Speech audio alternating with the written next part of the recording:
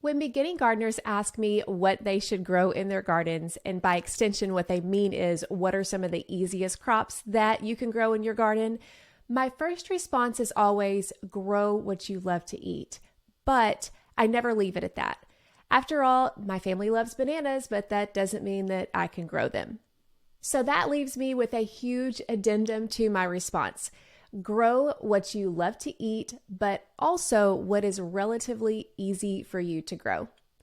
In today's episode, I'm going to be sharing with you my top 10 easy crops to grow in your garden, but be sure that you love them before you choose to add them on your list.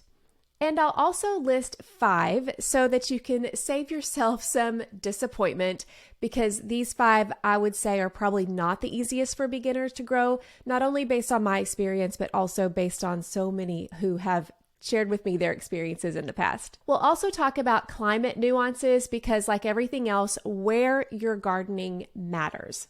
By the end of this episode, I want you to have a list in your hand or in your head of what you feel reasonably confident that you can grow this year. This episode is brought to you in part by Organic Rev. Organic Rev is a growth stimulant that combines 3 vital components to healthy plants and fertile soil in one natural and easy to use concentrated liquid. Rev combines organic and naturally occurring carbon, humic, and fulvic acids and beneficial microbials, all essential to plant and soil health, into one bottle. By simply mixing Rev with water and then watering or spraying your plants a few times during the season, you can create a rich, living soil teeming with good bacteria and fungi, the food that these microbes need to create healthy root environment, and the acids and enzymes required for your plants to easily utilize the nutrients they need in order to thrive. Rev is the simple and natural way to grow stronger, healthier plants, grasses, and trees. To try it out for yourself, you can get 10% off of your order by using my code Jill10, or you can go to organicrev.com, or we've listed the link in the show notes. Let's dive into the 10 crops that I feel like are the easiest, especially for beginning gardeners. And as you're listening to this list, make it your own, and then you can take this list and combine it with my free when to plant cheat sheet, so you'll know exactly when you need to plant each of your crops based on your average last frost date and some other factors. You can get this cheat sheet for free at journeywithjill.net/garden cheat sheet. We'll have that link in the description of today's episode. Now, this cheat sheet comes straight from my all-new First Time Gardener Starter Kit class that launched yesterday. If you're still feeling overwhelmed about planning out which crops you want to grow and when to plant, and you just don't know exactly what to do next, this self-paced class is perfect for you. I'll guide you through each step of your garden planning process from start to finish. You'll learn all the basic skills you need to know to start your garden with as little pressure and frustration as possible. If you're ready to take the next step with growing your own food, go and sign up at journeywithjill.net/starter kit. Again, that link will be in the description, and you'll save $16 during my limited time early bird special. Again, this is perfect for beginning gardeners. journeywithjill.net/starter kit. All right, so let's get into the top 10 easiest crops. Number 1 on my list, and I'll tell you that most of these I was starting to think about as far as what do I think would be the easiest, but they don't necessarily have to be in this order. And I will say, if you're following me on Instagram, I asked this question to many of you guys on Instagram. Many of you guys have been gardeners for a while. I said, what do you think are the easiest crops for you to grow? And for the most part, everybody mentioned most of the ones that I'm going to be talking to you about. So I think it's not just my opinion, although that's where I started. I wanted to make sure I didn't miss something. So I would say many advanced gardeners would also agree with most of this list. My first is baby greens. Now, when I say baby greens, I'm meaning mesclun greens, which is a lettuce greens mix. Any kind of greens mixes. A lot of those are like brassica greens, like your kales and mizuna and arugula and mustard and that kind of thing. But you buy them as mixes, not just one particular crop, because you're going to be planting them fairly densely, and then you're going to be harvesting them as baby greens. Arugula would be in this mix as well. And the reason why I include this, number one, is because number one, they are fast to germinate. When you plant them in your garden, they're less sensitive to soil temperature, at least, especially the ones with the brassica greens mixes and the arugula. The mesclun greens might need a little bit higher of a soil temperature just because they're mostly lettuce. But from my experience, all these greens mixes are really fast to germinate in your garden, taking just a few days. That can be a big help for a beginner who isn't used to planting seeds and then having to wait a really long time to see, did this take or not? Another reason I think that these are easy is because you harvest them young. Some of these greens mixes, including arugula, you look at their days to maturity and it's less than a month. Now, that doesn't mean they won't grow longer than a month or that they won't grow bigger than that.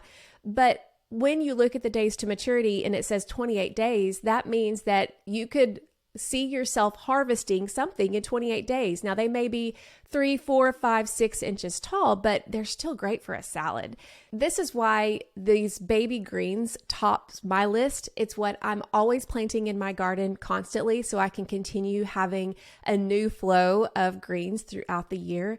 And to me, that is the easiest way to start your garden, and you can start having your own salad greens right away.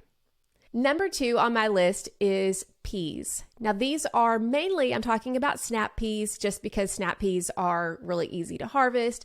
The shelling peas are also easy to harvest, but they take a little bit longer, right? Because your snap peas, you're actually harvesting for the pod itself. Your shelling peas, you're going to have to wait a little bit longer until those peas in the pod actually develop. Now, they're both super easy to grow. I just am thinking of snap peas just because you get an earlier harvest that way. And you also don't have to plant as many. When you're harvesting for the pod, you get more product compared to when you're shelling out for peas. In that case, you need to plant a lot more. The reason why I would say these are easy to grow is because they are super easy to direct sow or plant directly in the garden from seed. If you recall from a previous podcast episode, while you can plant peas indoors ahead of time, most instances I would say that's not necessary. These are easy to direct sow, number one, because you're planting a pea, and that pea is really easy to handle. It's not a tiny microscopic almost seed like some of your other ones, like carrots, for instance.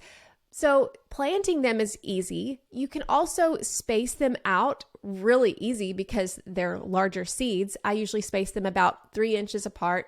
Sometimes I will go back and remove every other one for a 6-inch spacing, but sometimes I don't, and it still works out fine. But they're easy to direct sow. They may take a little bit longer to germinate, especially in the early part of the spring.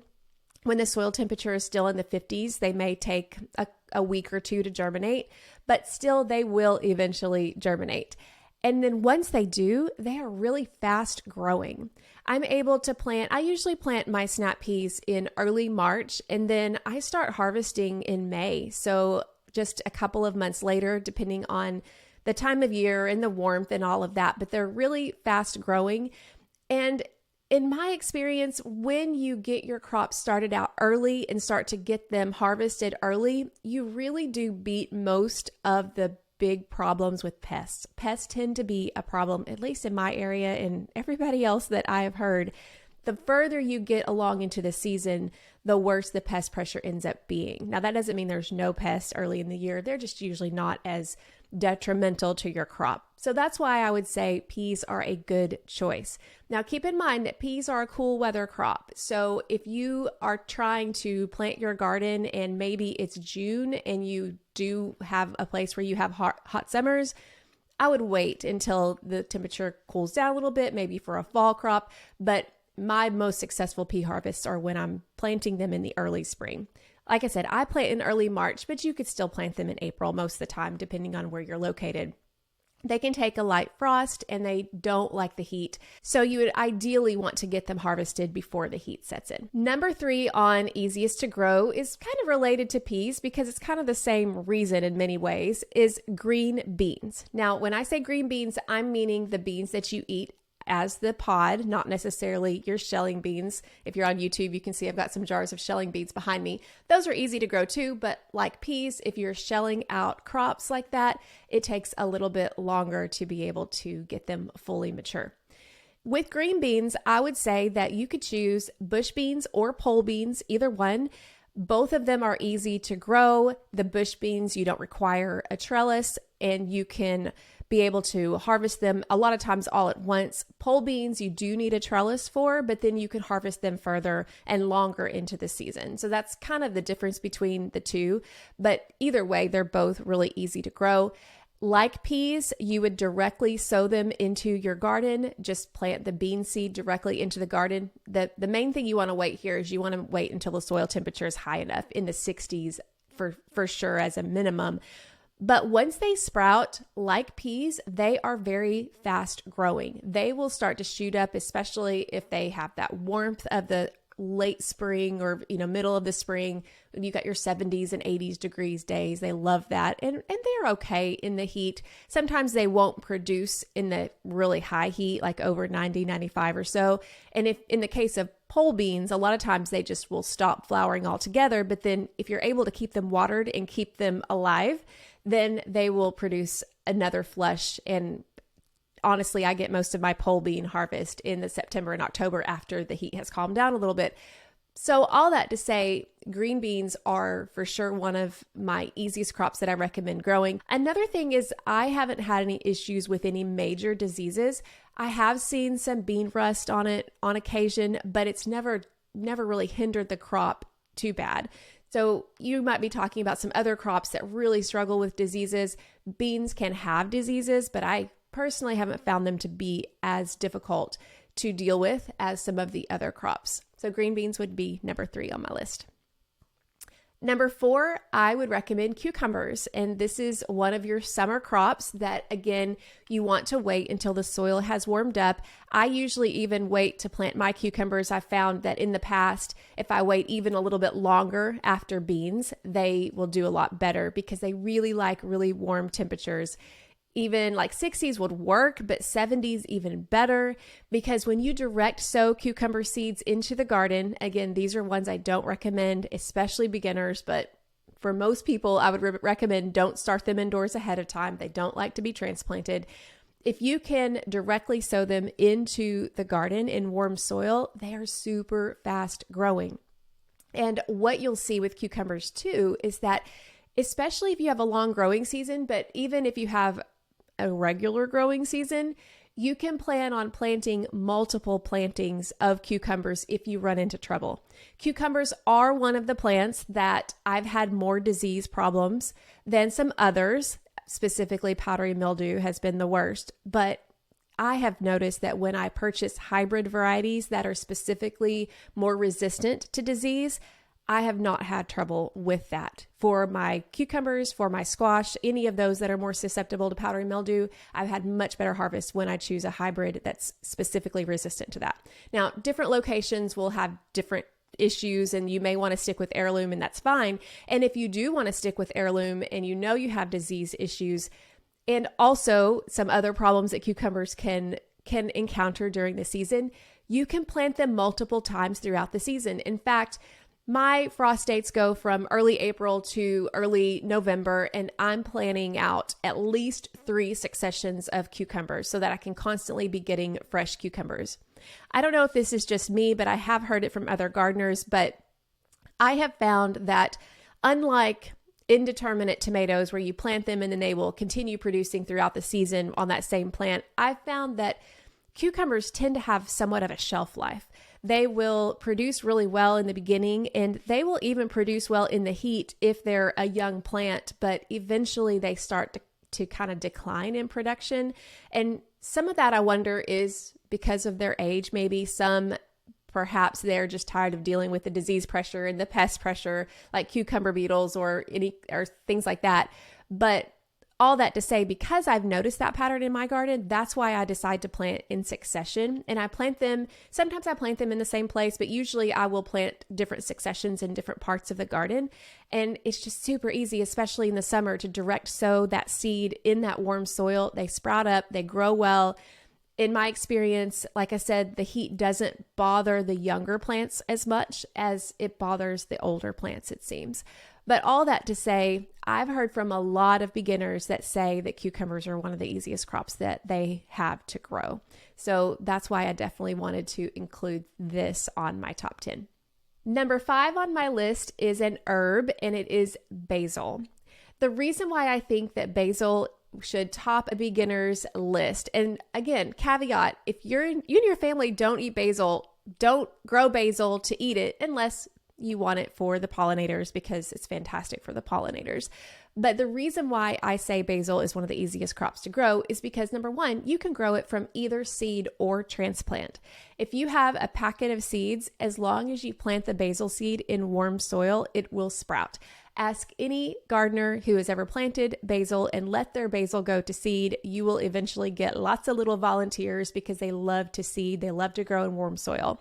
But if you don't want to wait and plant your seed directly in the garden, or maybe you don't have grow room space to start them indoors, which is what I do mainly to get them an early start, not necessary, but that's what I do, then you can buy a transplant from the garden center and they transplant perfectly. They do not have any problems with transplanting at all. So you can grow them by seed or by transplant. And basil is one of those crops that most of us get the Italian green basil because that's what we tend to cook with, but there are all sorts of varieties of basil.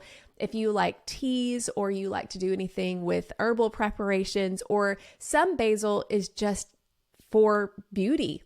Like, yes, it's edible, but it's gorgeous. One of my favorite ones is Siam Queen basil. It's Siam Queen basil. I think I got it from True Leaf Market, but the flowers that it produces are these beautiful purple flowers, and I just let it go to seed for the purpose of beauty, and pollinators love it. So basil is one of those that's so multi-purpose and has a place in your garden, whether you choose to eat it or you choose to have it for another purpose. Another thing about basil is that it's not bothered by heat. A lot of people think because basil goes to flower so fast that it's bolting, and that's not necessarily the case with basil because it loves the hot weather, and what it does is it's very quick to be able to start producing flowers so that it can get more seeds and set more seeds. It's just one of those crops that goes through its life cycle very quickly. And if you want the best quality leaves for basil, you just need to keep pinching it and keep pruning it more than you think that you need to. I won't go into that in this episode. You can find out a lot more about that.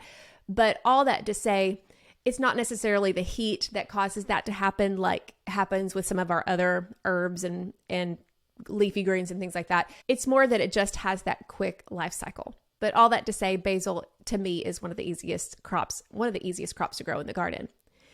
Going along the lines of herbs, I do want to mention another herb that I feel like is an easy herb to grow, and it's one that many of us use in our kitchen preparations. And like basil, you can also dry this for dried herbs so that you can use them in the off season, and that is parsley. Now, parsley is one that I have started from seed indoors. In fact, I'm doing that this year, and it's not a super difficult seed to start indoors if you're comfortable with indoor seed starting. But if you have not mastered indoor seed starting or gotten comfortable with it, it can be a little bit more challenging just because it's a little bit slower to grow. Basil grows really fast from seed indoors, like tomatoes and other crops that are a little bit easier like that. But parsley is not difficult to grow from seed indoors. But if you really don't want to mess with it, in my opinion, parsley is one that is just as suitable to buy as a transplant from your garden center. A lot of times you can buy parsley at your garden center in one of those like 4 or 5 inch round pots, and it'll have several plants in that. So you may be paying $5 or $6 for it, but you will probably get, maybe if you choose the right one, you might get 3 plants out of that. And so you can easily take those and separate them. They're not that picky when it comes to having their roots handled. And so that is a way that you can get more plants for less money if you choose transplant. What I love about parsley, now I'm in zone 8A, but I have found that they are fairly heat and cold tolerant. The parsley that I plant in the spring, I've only had it bolt on me one time. And I say bolt because parsley is a biennial, which means if it grows in its preferred life cycle, it will produce leaves all that first season, and then it will overwinter if your zone allows for that, and then it will start to produce seeds the second season. So ideally, you'll have one full season of leaves, and then the second season, it'll start to produce a flower and produce seeds, and that's completely normal. But that first season, if it starts to produce a flower stalk and produce seeds, then it's bolting because that's not really the way it was meant to do. And I've only had that happen once. I actually haven't had it happen in the last couple of years. We've got into the hundreds. So, I mean, all that may depend on, shade and other things, but I found it to be fairly heat tolerant, and it can take a little bit of shade, especially in the high heat. But it's also cold tolerant. I mean, all of my parsley has made it through my winters just fine. I don't think I've ever lost a parsley in our winter. And then again, the next year it's going to start going to flowers. So what I have found that I like to do is I do plant parsley every year because again, we're only getting 1 year's worth of leaves. But because in my climate it's so cold tolerant, I can plan on having fresh parsley throughout the winter. And then by the time that that particular plant starts to develop a flower stalk, then I'm putting in a new plant. So I'm still planting it every year, kind of like an annual, but unlike an annual like basil where it's going to die in a freeze, the parsley will last a lot longer than you think. Even if it's not going to survive the winter in your zone, it will most likely survive a lot longer than you realize. So that's a really good reason to include parsley in your list. The next crop that I would list is radish. And this is one that I don't grow a ton just because our family doesn't eat it a whole lot. But I will say that during March and April, when we're starting to run out of canned goods and not all of the crops are ready to be harvested quite yet, it's kind of nice to be able to pick a radish that only takes 30, 45 days or so to develop. The reason I added this to the list is because it's easy to sow. The seeds are not super tiny, and all you have to do is just plant them in the soil fairly shallowly, just covered a little bit with the soil, and they are quick to grow. They are a cool season crop, so you're going to plant them early in the spring.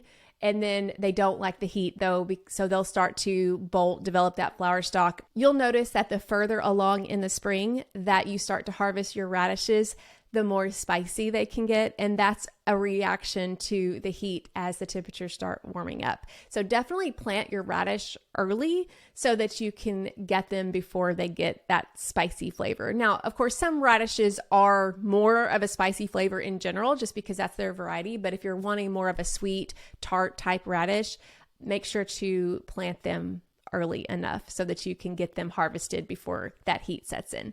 And again, that free cheat sheet that I mentioned before, you can go to journeywithjill.net/garden cheat sheet. That has timing on when to plant based on your frost date. The next crop I'll add to the list is squash. Now, this may be a little bit strange to hear on the list if you've ever had issues with squash, just because, in my opinion, squash can be feast or famine. There have been years that I have not had much luck at all with squash, and then there's years that I can't give it away because there's so much of it. But here's why I put it on my list for being one of the easiest crops to grow. Well, number one, it's one that I hear from beginners that when it does work, it works really well. And so this is one that you can plant it directly from seed in the garden. You don't have to start it indoors. In fact, for beginners, I recommend that you don't, because starting it indoors requires just a little bit of a change on how you do it compared to how you would do, tomatoes or peppers or things like that. And I have a YouTube video that actually documents how I start mine indoors, and I only start them the very first planting. After that, I'll do direct sow for multiple plantings, but kind of getting ahead of myself. The whole point is if you wait and you plant your seed when the soil temperature is high enough, and I would say 60s minimum, 70s, they'll even germinate into the 90s. I mean, they really like that warm soil. And then once they sprout, they are super fast growing. This is one reason they're difficult to sow indoors if you start too early, because they'll outgrow their pot before they're ready for the garden, before it gets warm enough in the spring and in the summer. If you're a beginner, then wait and plant your seeds until the soil temperature is warm enough, and they will grow so fast, and you will be harvesting, I think most of their days to maturity is under 2 months. So that's a really fast growing crop to get something the size of a squash or a zucchini in the form of that fruit. Now, I'm talking about summer squash. I'm talking about summer zucchini. I'm not talking about winter squash. I personally have only grown winter squash a couple of times. We don't typically eat it very much, but its growth habit is the same, but you're waiting a lot longer. You plant it at the same time, but you're going to be waiting a lot longer to harvest it. That's why I put summer squash and zucchini as the easier one to grow, because anytime you can grow something and harvest it quicker, you're going to have better luck at having success than a crop that's going to take a really long time in your garden. Another reason that I think that squash is one that beginners should put in their garden if they like it is that, like cucumbers, you can plant multiple plantings. I plant 3 plantings per year. That first one I'll start indoors 3 weeks ahead of when I plant it out, just to be able to get it a head start so that I can get as much harvest as I can before the squash bugs and the squash vine borers arrive. And then I'll plant another one midsummer and then another one in early August. Depending on your climate is when you can plant that last sowing, but usually I like to do it about 2.5 to 3 months ahead of my average first frost date in the fall, because we've got 2 months of growing and then a couple of weeks of harvesting. And then because the daylight's getting lower, I like to add a couple more weeks just to account for the slower growth.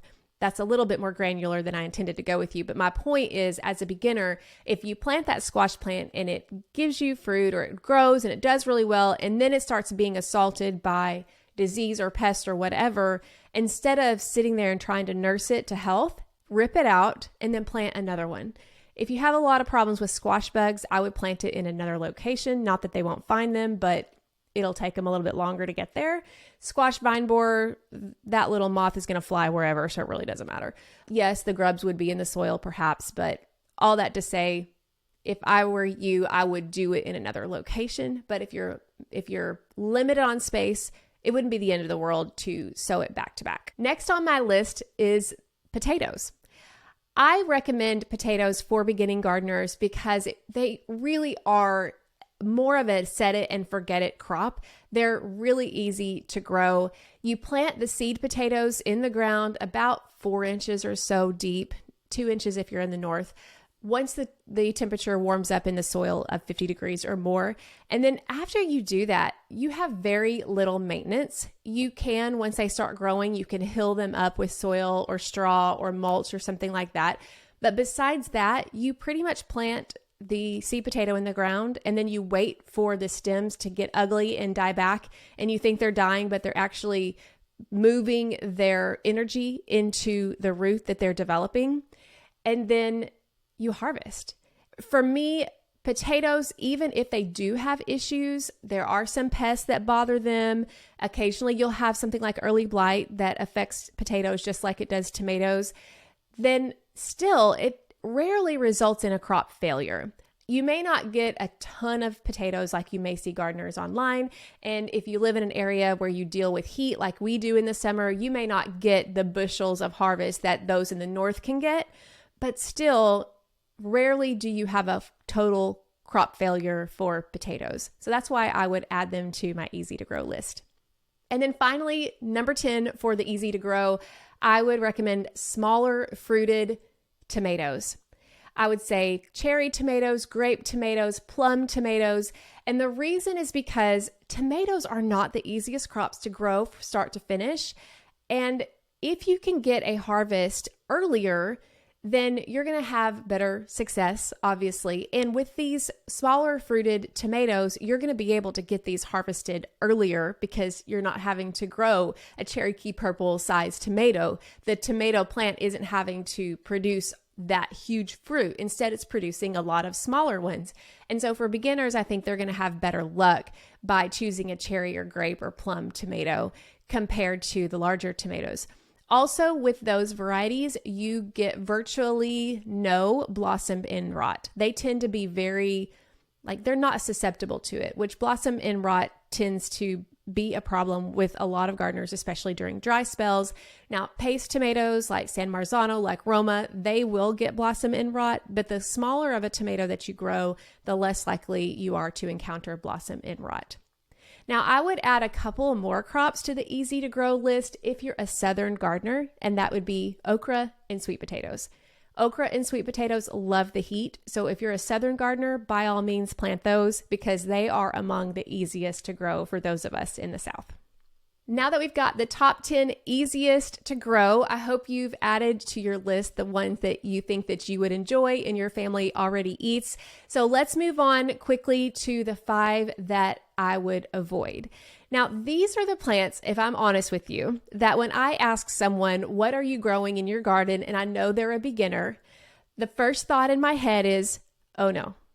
And I say that because it's a reaction that I've had that I didn't even invite. I was talking to a friend one day and she was talking about starting seeds and she told me what she was starting from seed indoors. And I just remember thinking, oh no. And the reason is because I want her to succeed, but some of the crops that are on this list were ones that she was really hopeful for. And not saying that she's not going to be able to grow it. Not at all. We can all grow crops that are more difficult, but based on what I've observed from beginners while I've been teaching for over 7 years on this podcast and teaching people through my online courses, I'm able to see patterns. And these crops are the ones that I see patterns. These crops are the ones that I see beginners running into trouble with. And these crops, quite frankly, I personally have run into trouble with. And I didn't even have to be a beginner. Some of them are I still have trouble with, quite frankly. So I'm not saying that you can't grow these.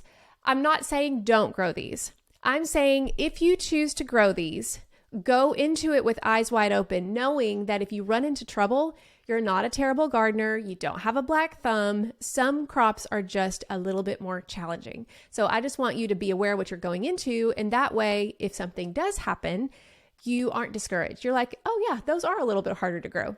So number 1 on my list is celery. Now, celery is one that I grow every year, but it's one that I grew as a first-time gardener, and it was a terrible failure. And then I started learning about how difficult it can be to grow, especially in my climate as a southern gardener. Now, if you're in the northern part of the U.S., celery may be super easy. It may make it on your easy to grow list. But the reason I put it on the avoid list is because celery in particular can be picky about the season that it likes to grow in. It does not like the super cold. I've had celery definitely suffer at temperatures below 28 degrees uncovered, but yet it doesn't like the heat.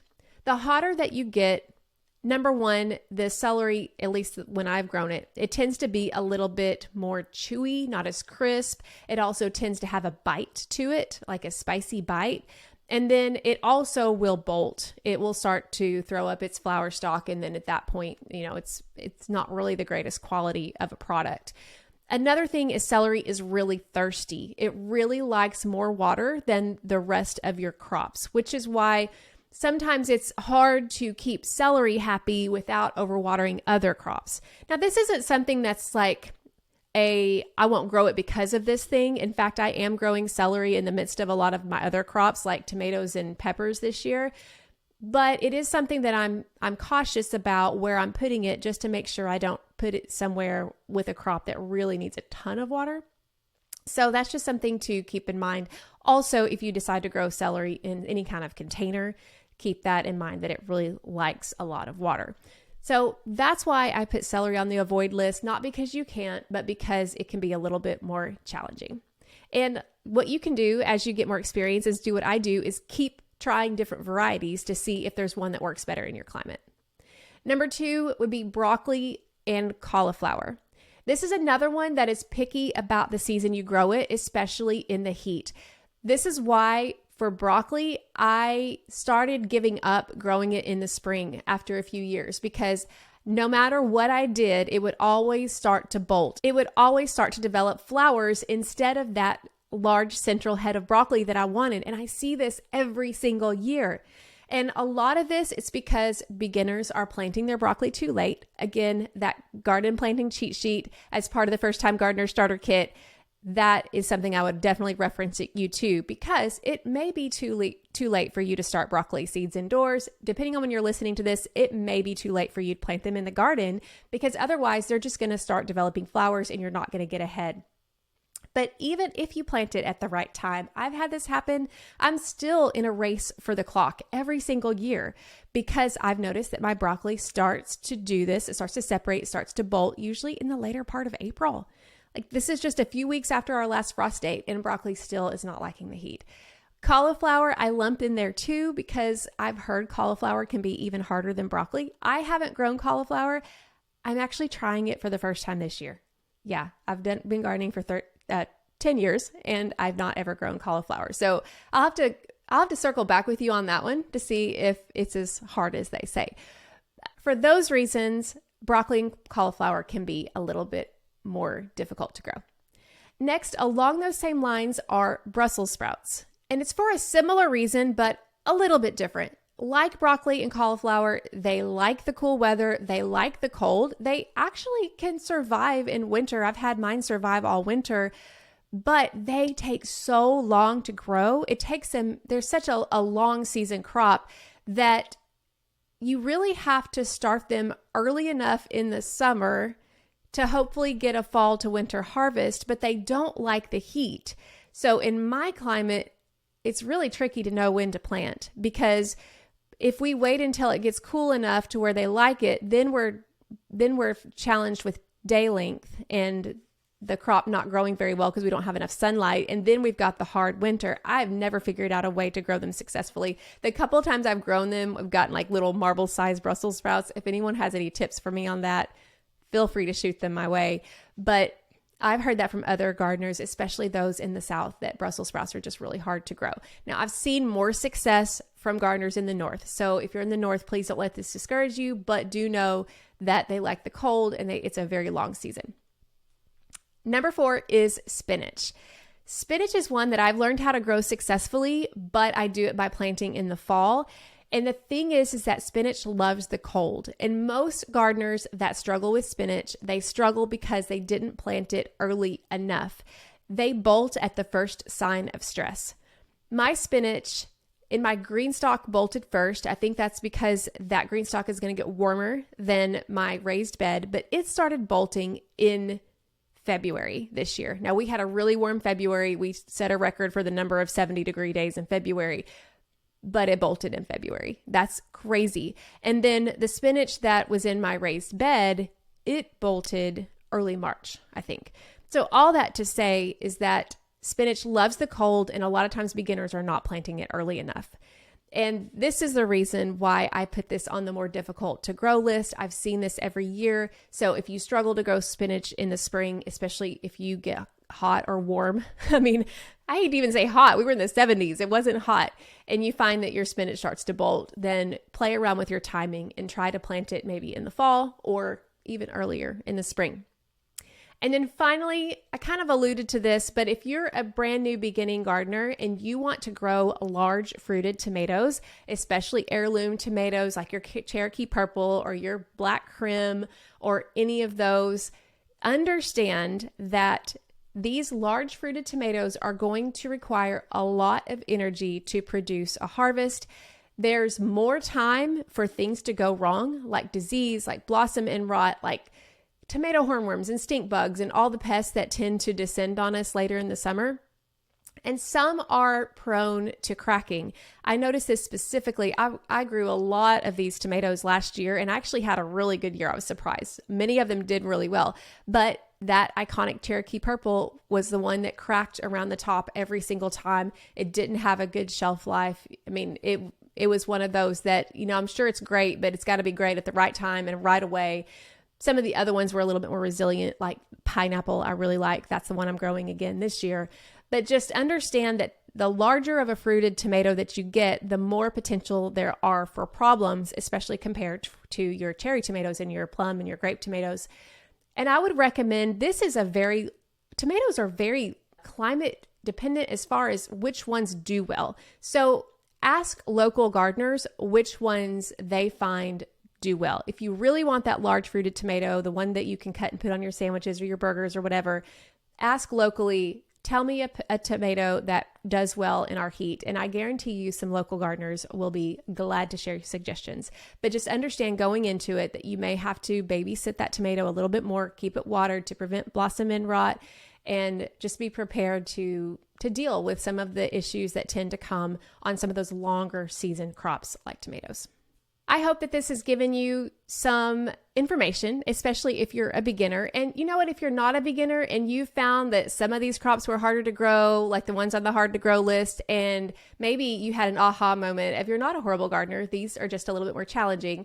I hope one way or the other, this has been helpful for you. And again, I will point you to, especially if you're a beginner, the free cheat sheet to help you know when to plant, because as you heard me talk about, when to plant is huge, especially with some of those harder crops. And even with the easy crops, you still have to plant them at the right time for them to do their best. So go to journeywithjill.net/garden cheat sheet. And again, this is part of our first time gardener starter kit, which is perfect for you if you are ready to get serious about starting your first garden. Again, this is on sale. You can save $16 during this limited time early bird special. We just released it yesterday. You can go to journeywithjill.net/starter kit. And both of these links will be in the description for you to take a look at. So I hope all of this was helpful for you and will help you be a better gardener this year. This episode was brought to you in part by Organic Rev. Organic Rev is a liquid growth stimulant that you can dilute and use to add to your plants at any time. I personally love to use it when I'm transplanting. I dip the root ball of any plant into a 50-50 mixture of Rev to water, and then once the plants get established, I will start to water them probably about every 2 weeks, up to just a few times a year, depending on how many times you want to do it, with a dilution of 1 ounce per gallon. It really helps to stimulate growth in the plants, and I've done side-by-side comparisons in the past to test it, and I'm telling you it really works. I seldom use anything extra on my plants, but Organic Rev is the one go-to that I have. To learn more, you can go to organicrev.com and use my promo code JILL10 to get 10% off of your order to discover the amazing benefits of using Organic Rev in your garden yourself.